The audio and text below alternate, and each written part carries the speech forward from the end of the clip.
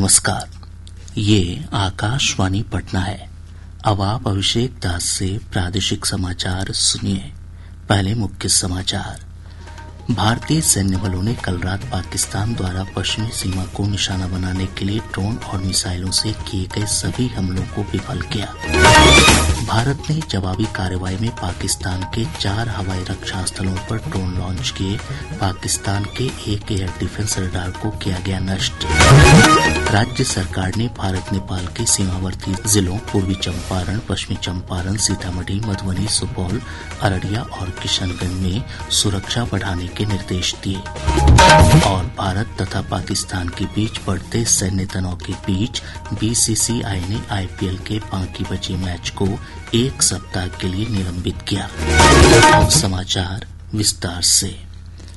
भारतीय सैन्य बलों ने कल रात पाकिस्तान द्वारा पश्चिमी सीमा को निशाना बनाने के लिए ड्रोन और मिसाइलों से किए गए सभी हमलों को विफल कर दिया।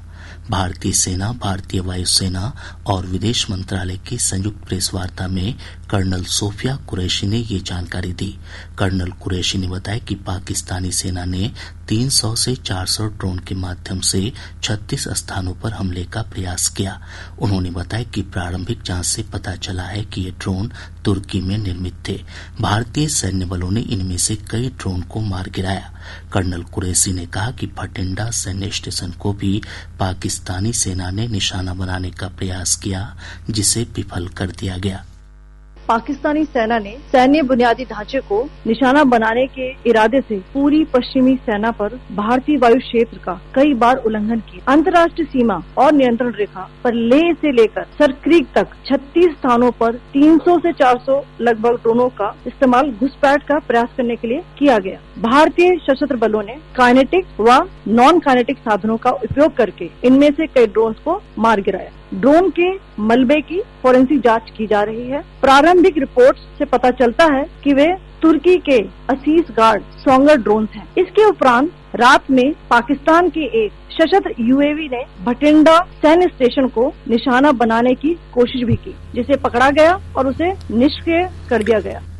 कर्नल सोफिया कुरैशी ने कहा कि पाकिस्तान ने इस कायराना हरकत के लिए नागरिक विमानों को ढाल बनाया ताकि भारत जवाबी हमला नहीं कर सके। उन्होंने बताया कि जवाबी कार्रवाई में भारत ने पाकिस्तान के 4 हवाई रक्षा स्थलों पर ड्रोन लॉन्च किए, जिसमें पाकिस्तान के एक एयर डिफेंस रडार को नष्ट कर दिया गया। पाकिस्तानी हमले के जवाब में पाकिस्तान में 4 हवाई रक्षा स्थलों पर सशस्त्र ड्रोन लॉन्च किए गए। इनमें से एक ड्रोन एडी रडार को नष्ट करने में सक्षम रहा। कर्नल सोफिया कुरैशी ने बताया कि पाकिस्तान ने तंगधार, उड़ी, मेंढर, राजौरी, अखनूर और उधमपुर में भारी गोलीबारी की, जिसका भारत ने करारा जवाब दिया। पूंछ में पाकिस्तान की ओर से की गई गोलीबारी में 2 छात्रों की मौत हो गई। इधर सीमा सुरक्षा बल ने जम्मू कश्मीर के सांबा जिले में अंतर्राष्ट्रीय सीमा पर घुसपैठ के बड़े प्रयास को विफल करते हुए कम से कम 7 आतंकवादियों को ढेर कर दिया है। प्रधानमंत्री नरेंद्र मोदी इस समय रक्षा मंत्री राजनाथ सिंह और राष्ट्रीय सुरक्षा सलाहकार अजीत डोभाल के साथ अपने आवास पर उच्च स्तरीय बैठक कर रहे हैं। बैठक में सीडीएस और तीनों सेनाओं के प्रमुख भी मौजूद हैं।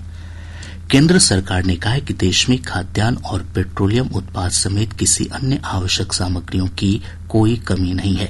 सरकार ने लोगों से इस संबंध में नहीं घबराने की अपील की। विभिन्न मंत्रालयों और विभागों द्वारा देश में आवश्यक सेवाओं के सुचारू संचालन के लिए कदम उठाए जा रहे हैं। एक रिपोर्ट।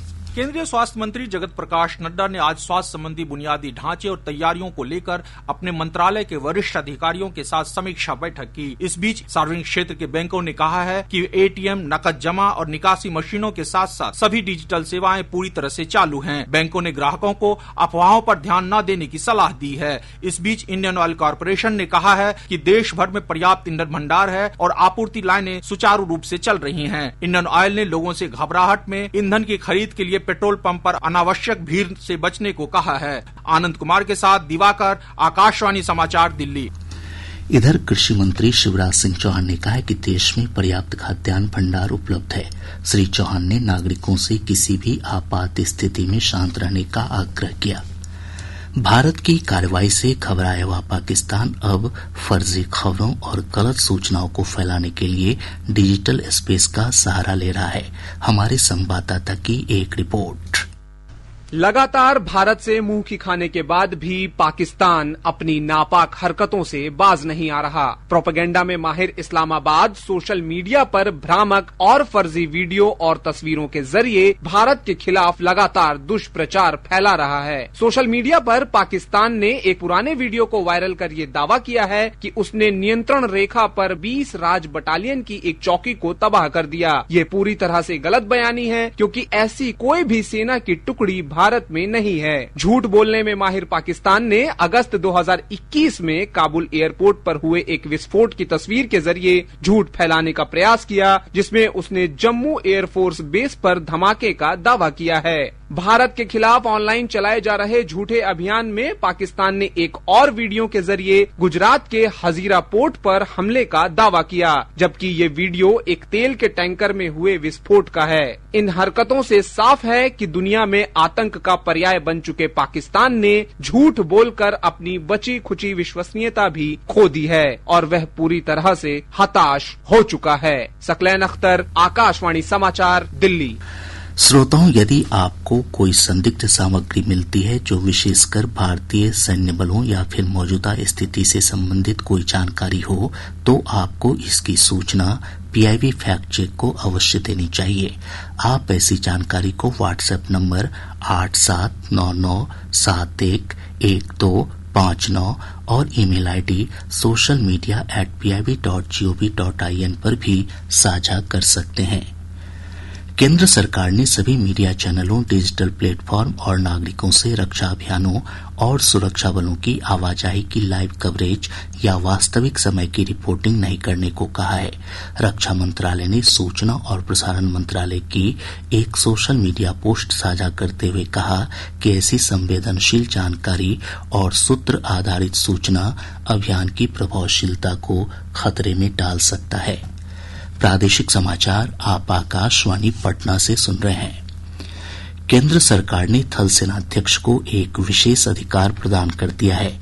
इसके तहत अब वे आवश्यकता होने पर टेरिटोरियल आर्मी के सभी जवानों और अधिकारियों को देश की सुरक्षा तथा आवश्यक कार्यों के लिए बुला सकेंगे। गृह मंत्रालय ने सभी राज्यों और केंद्र शासित प्रदेशों के मुख्य सचिवों और प्रशासकों को पत्र लिखकर सिविल डिफेंस नियमों के तहत आपातकालीन शक्तियां लागू करने को कहा है। ये निर्देश एहतियाती उपायों को प्रभावी ढंग से लागू करने को लेकर जारी किए गए हैं। भारत पाकिस्तान के बीच युद्ध के हालातों को देखते हुए बिहार में भी हाई अलर्ट है। आपदा प्रबंधन विभाग के अपर मुख्य सचिव प्रत्यमृत ने आज पटना में स्थिति की उच्च स्तरीय समीक्षा की। समीक्षा बैठक में भारत नेपाल के सीमावर्ती जिलों पूर्वी चंपारण, पश्चिमी चंपारण, सीतामढ़ी, मधुबनी, सुपौल, अररिया और किशनगंज में सुरक्षा बढ़ाने के निर्देश दिए गए। साथ ही पटना, गया, बेगूसराय, कटिहार और पूर्णिया में नागरिक स्वयंसेवक, सिविल डिफेंस वॉलंटियर की संख्या बढ़ाने को कहा गया। श्री अमृत ने स्वास्थ्य विभाग के अधिकारियों के साथ भी बैठक की। बैठक में केंद्र सरकार के निर्देश के अनुरूप सभी व्यवस्थाएं तैयार रखने के निर्देश दिए गए। इधर मुख्यमंत्री नीतीश कुमार कल पूर्णिया में सीमावर्ती जिलों के अधिकारियों के साथ उच्च स्तरीय समीक्षा बैठक करेंगे। राज्यपाल आरिफ मोहम्मद खान ने कहा है कि आतंकवाद पाकिस्तान की राज्य नीति का हिस्सा है। आज नई दिल्ली में संवाददाताओं से बातचीत में उन्होंने कहा कि भारत किसी भी आतंकी कार्रवाई का जवाब देने के लिए सक्षम है। आतंकवाद उनकी राज्य की नीति का हिस्सा है। आतंकवाद के केंद्रों को हम खत्म करेंगे। उन्हें लगता है कि उनको हम उनके खिलाफ कार्रवाई कर रहे हैं। अब वो उस आतंकवाद को प्रोटेक्ट करने के लिए जो कार्रवाई कर रहे हैं, भारत सक्षम है उसका जवाब दे। भारत और पाकिस्तान के बीच बढ़ते सैन्य तनाव के बीच भारतीय क्रिकेट कंट्रोल बोर्ड ने IPL 2025 के बाकी मैच को एक सप्ताह के लिए तत्काल प्रभाव से निलंबित करने की घोषणा की है। बिहार पुलिस में सिपाही भर्ती के लिए आयोजित परीक्षा का अंतिम परिणाम जारी कर दिया गया है।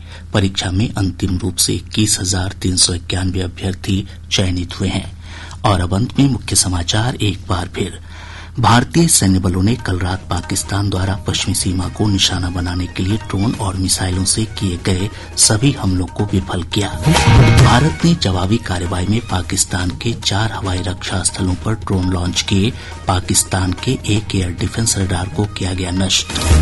राज्य सरकार ने भारत नेपाल के सीमावर्ती जिलों पूर्वी चंपारण, पश्चिमी चंपारण, सीतामढ़ी, मधुबनी, सुपौल, अररिया और किशनगंज में सुरक्षा बढ़ाने के निर्देश दिए। और भारत तथा पाकिस्तान के बीच बढ़ते सैन्य तनाव के बीच बीसीसीआई ने आईपीएल के बाकी बचे मैच को 1 सप्ताह के लिए निलंबित किया।